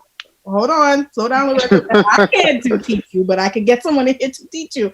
Mhm. But they're like, we need to know how we can not be homeless and jobless, with this COVID stuff if it doesn't go away. Because they see it in the generation before them, right? They see it in their parents. But these kids are, because of social media and the power that it's had to motivate them to become entrepreneurs and be like truly fearless, right? And unafraid to take that leap of faith. They want the knowledge to get to that level. And Shirley and I don't have it because like we come from an old school traditional kind of mindset, right? You need to get a job that's traditional, and that's it. So Not our only kids. that, but you know what though, Emmanuel, teaching is my fourth career. So at first, when I first got out of college, it was like money, money, money. I want to make a lot. It wasn't necessarily making me happy. It was very stressful. Yeah. It was a lot of running around, and I'm like, I want to do something that I'm passionate about, where I feel like I'm giving back to my community, where I'm helping kids. Kids are actually my passion, even though I complain about them. Shaping minds. Yeah. I just know that this period, I have to do it in a different capacity. Teaching in the classroom is not the end all be all. We have to step our game up, Emmanuel. But I had another question for Shanisha when we come back for break regarding that whole YOLO mentality, because I know when you're working with your clients, you get a lot of pushback. Like, people are dying. Why do I need to save all this money? So I wanted to talk to her a little bit about that when we come back from Charles.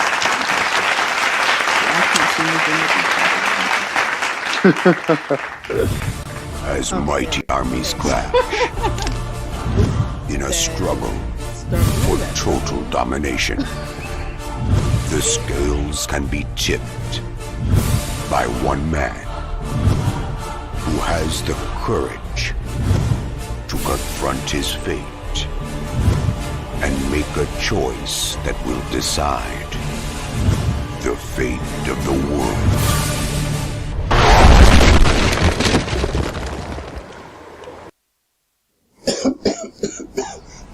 Guys put a lot of smoke in today. Wow. But anyway, we expecting a real superhero? I don't think so. The real life superheroes are the ones that are helping out in their community today. And the LDM show will be there to bring you the events and stories to life. Do you know a real superhero? Let us know. But for now, follow us on Instagram and Twitter, and like us on Facebook. Also visit our websites for photos, videos, and updates. But until the meantime, hey, I gotta be out of here. Hey everybody, I'm Lil D. I am Javier Luis. I'm Alex Polanco. I'm Apolonia Cruz. And I'm Kelly Cruz. I'm Shirley Pope. I am Emmanuel Antone. Do you know 1 in 4 women will experience domestic violence During your lifetime. And domestic violence and abuse can happen to anyone. regardless of gender, race, or other factors? 2 out of 3 homicide cases are Females who were killed by a family member or intimate partner. As domestic violence victims, they face high rates of depression, Sleep disturbances, Anxiety. flashbacks, and other emotional distresses. And without help, witnesses of domestic violence are more vulnerable to become abusers themselves. Thus continuing the cycle of violence in the next generation. Hello, I'm Charles Aloma. Join the LDM network and Safe Horizon and take a step into changing these facts. So if you are or know someone that is being abused, please call the City Domestic Hotline at 1-800-621-4673. So that is 1-800-621-HOPE. speak up, Speak out. And make a difference. And just know that you don't have to deal with this alone. There is help.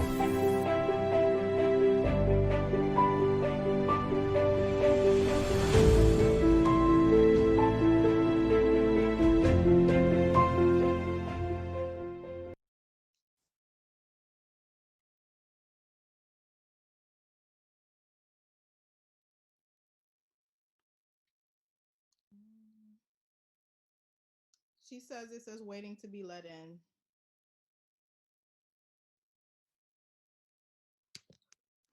Oh, she's in the waiting room.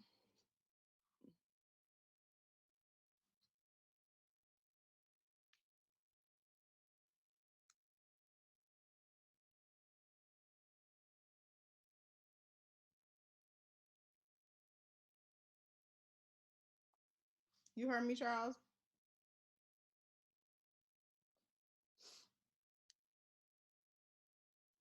I think we're back on. Yeah, she says she's in the waiting room.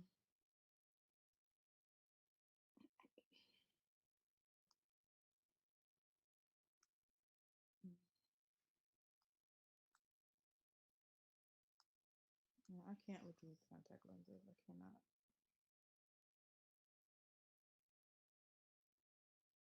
Let me go get my charger for my laptop. I'll be right back. Okay. Wait, are we back on live? Oh wait, I think we are charging. we're live.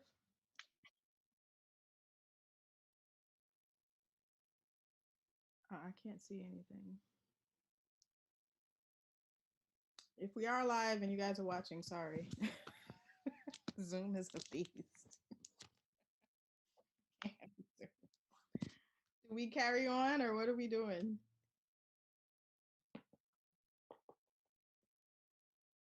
Yeah, I think we're back on. Let's Oh yeah, she said she had to go charge her laptop, but thank you guys for being back. Sorry, thank you for joining us on the comment section.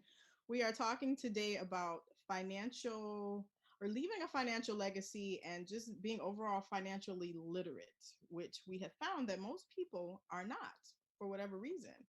And we have our guest here, Shanisha Dixon, talking to us a little bit about some of the things that she encounters as a financial literacy coach.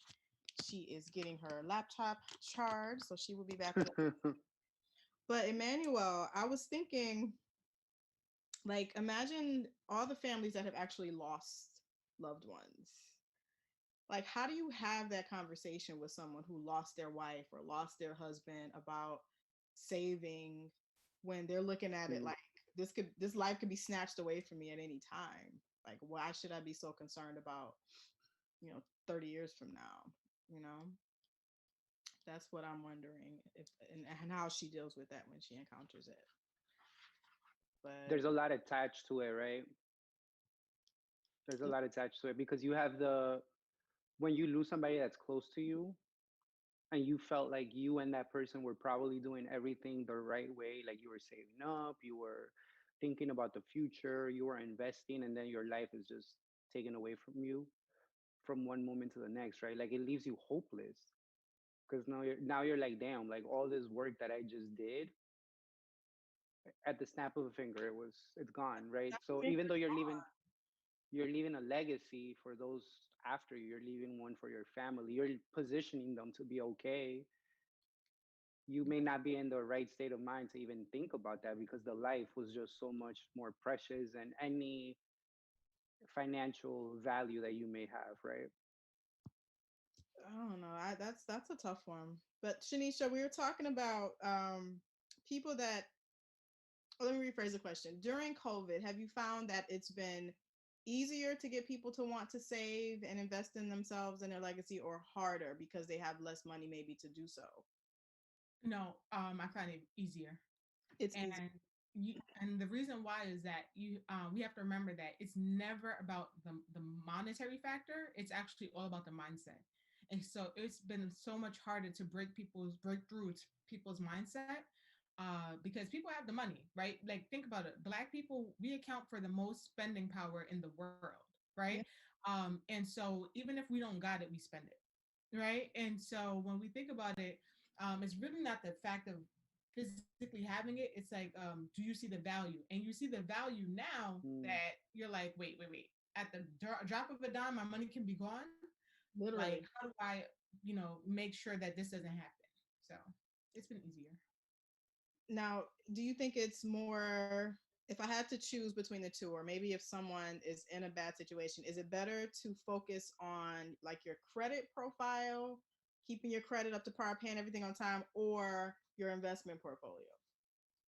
I would say it kind of depends on a person's goals, but I think that investing, because it's your money, like is always going to be number one, right? Like your credit is relative to someone else's money, so it's not money that belongs to you. So like, that's not going to be my main focus. My main focus is handling what's mine, right?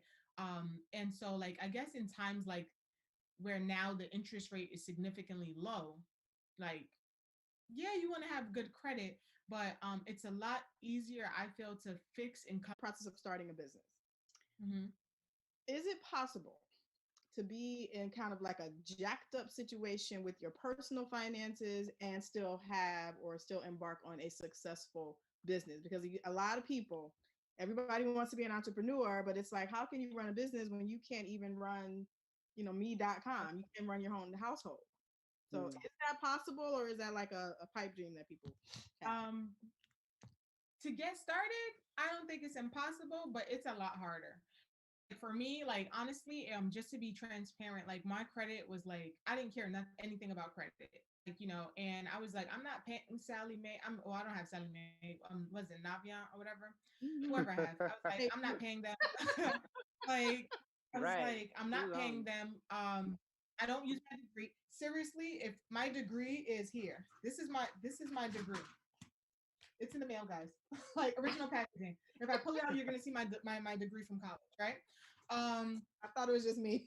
Right? And so it's like I'm like, I'm not using it, but then I had to kind of come to that realization that, there's smarter ways to go about not paying them, right? Like, I could have went into the deferment or forbearance process. Like, I could have done all of that, but I was a little thick-headed, right? And so I learned that the better I got with my business, the more I got into business, I realized I had to kind of fix my personal, right? Mm-hmm. And so that's just been the process, also leaning like, oh, my husband has like this white man's credit score, so I'm good, right? And so, don't no one come for me for that, and so, but I realized that, as we're growing up and going through this process that, looking into being homeowners, we can't even be on the same thing because they take the lesser of the two. So I'm actually bringing down his value. And so I don't want to be a liability, right? And so it's important. I say that all to say that you want to have your personal straight, because it's going to be a lot harder for you to focus on your business or to do things for your business if your personal not straight. But you can do lean on like getting like business credit and stuff and create this whole separate entity from you.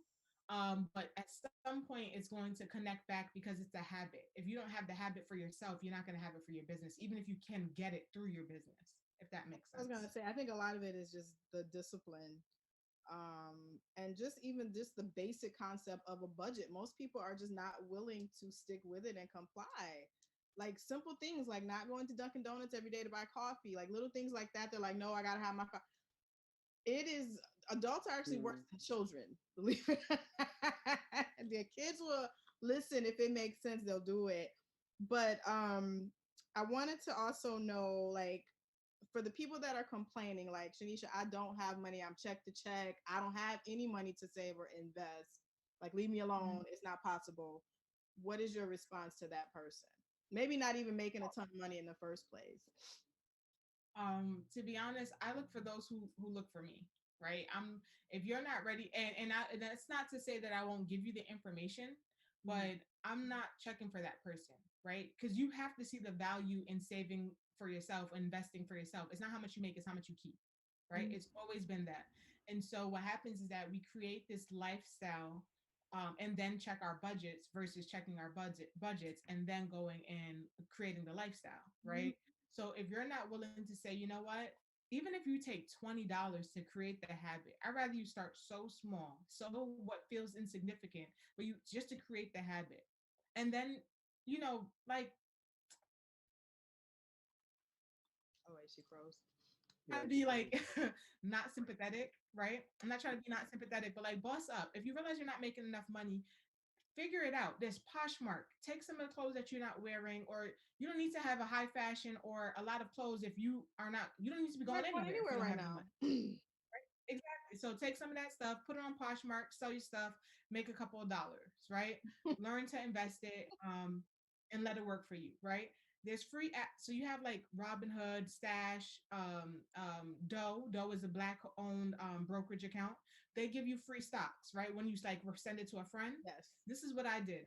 I sent it to like 70 of my friends, and all of them signed up. I got like 70 free shares, right? When I didn't like any of the stocks that they gave me, I sold it, got the money back, and then I reinvested into a quality stock. It was PayPal.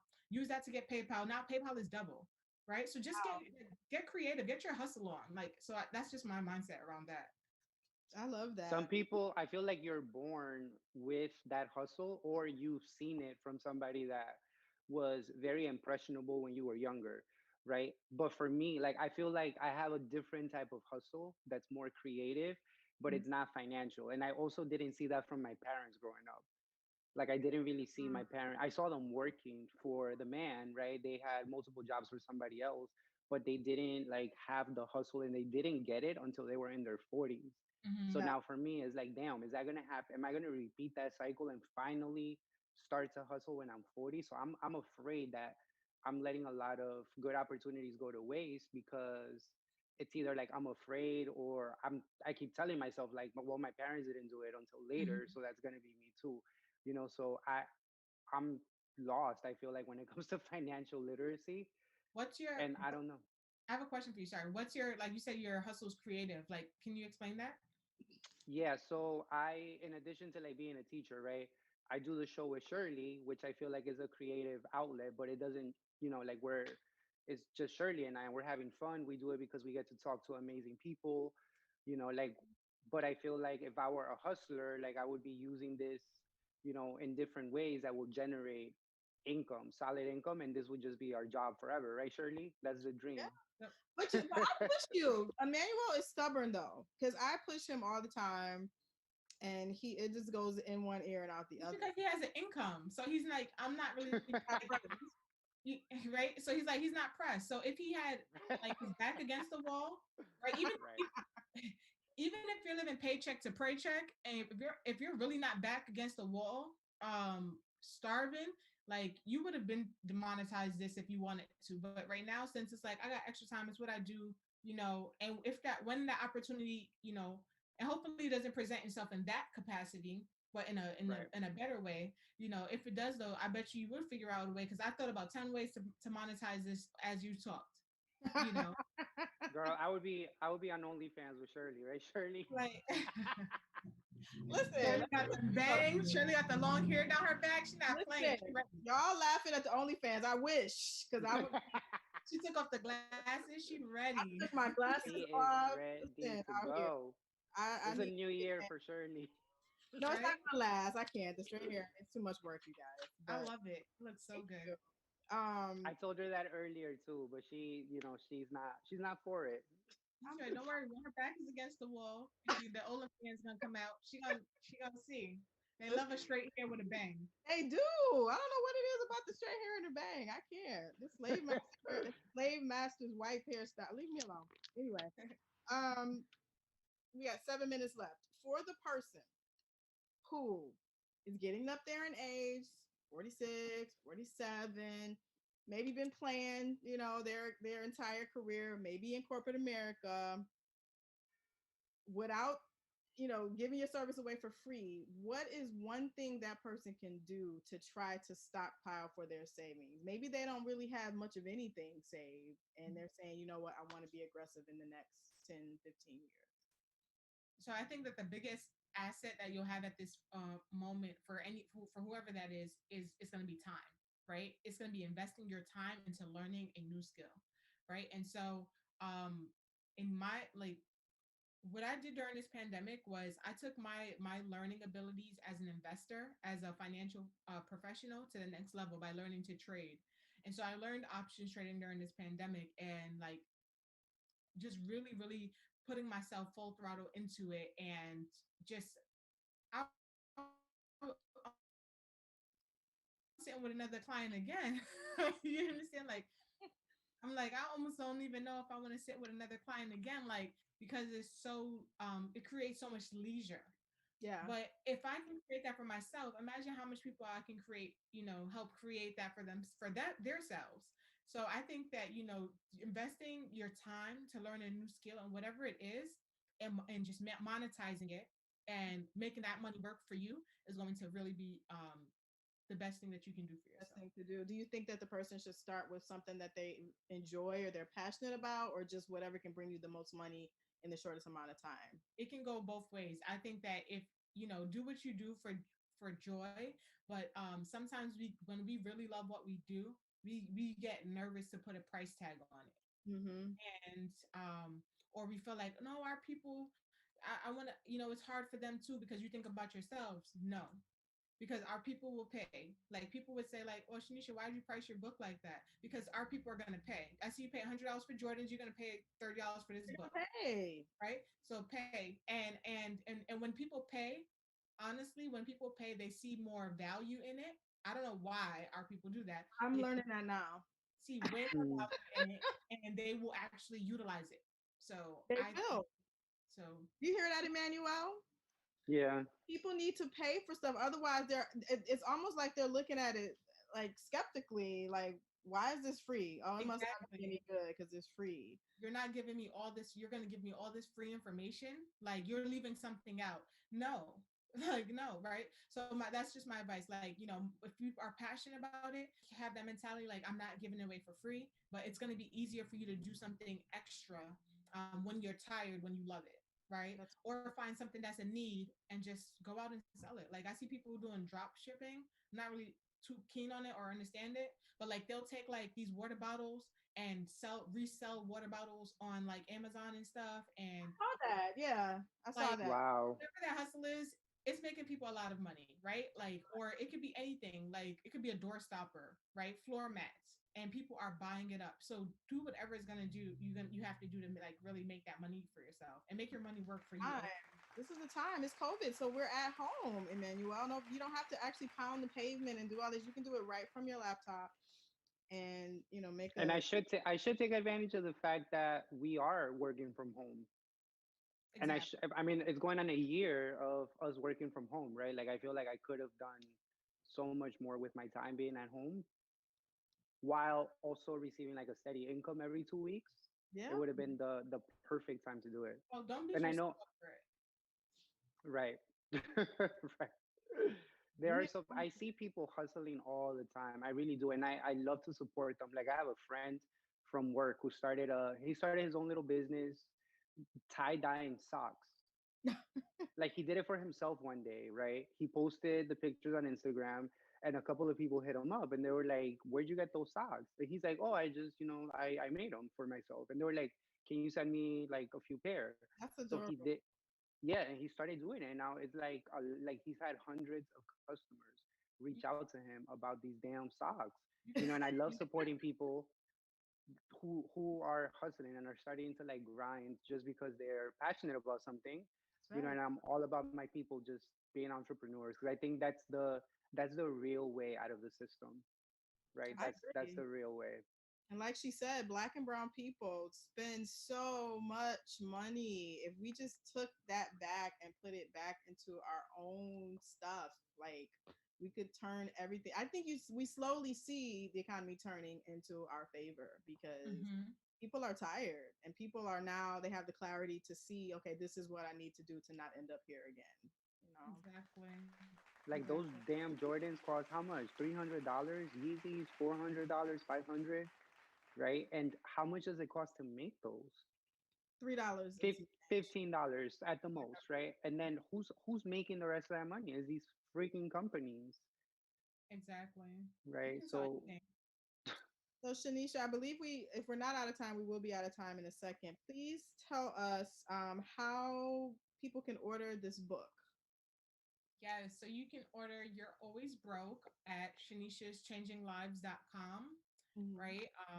So my name, SHANISHAS, ChangingLives.com.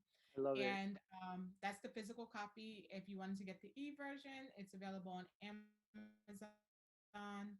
And yeah, that's where you can find me. This is awesome. I love it. What are Shanisha? What are the age groups for the book? Ages 7 to 11. I hate that there's an age range that you have to put on books, because honestly, like Shirley said, I feel like it's useful to anyone. Yeah. But 7 to 11. I'm getting one for myself. No, for real. Like, my friend ordered like 5, like, for all her nieces and nephews, and it's anybody could use this book. It's not just for children. Teachers, parents, I wish the school system wasn't like hating on religion. Like, because I'm like, all right, if you look past the fact that she's talking about God, the book is really dope. And like, I'm not even trying to like big myself up. I know good work when I see, like, I was like, wow, this is a fun story. Am I wrong, Shirley? No, you're absolutely right. You're It's a absolutely fun story. Yeah. And it's fun. Real. Like in all the like our kids can like relate. So I don't know. But yeah. Let me talk to my principal. Let me see what I can do. He's pretty open-minded. Let's see, please. I think You gotta get Shanisha. Classes, so maybe we can get to. And you know, half my 8th graders can't read anyway. So this. I was gonna say you gotta get into the schools. You gotta get into these schools, Mm-hmm. districts. Like talk to district leaders, right? Because they will eat it up. There's not much out there on financial literacy, especially not for kids. Not for kids, right? And it's a hot topic right now. I've had let's monetize it. I talked to like some public school people and like, oh, the religion factor. I'm like, you guys are like missing the big picture, honestly. You gotta know how to circumvent that. Exactly. So I need connections. We talk to some people. they definitely want it, and there's money there. So we'll talk. But thank you so much for spending this time with us. Every time I talk to her, Emmanuel, I learn something new. So I appreciate you. Again, order the book. You're Always Broke. You can sign up for counseling if you need a literacy coach, a financial coach. She is available. But we are officially out of time. So thank you guys for joining us. We will see you in 2 weeks. Thank you. Bye, everyone.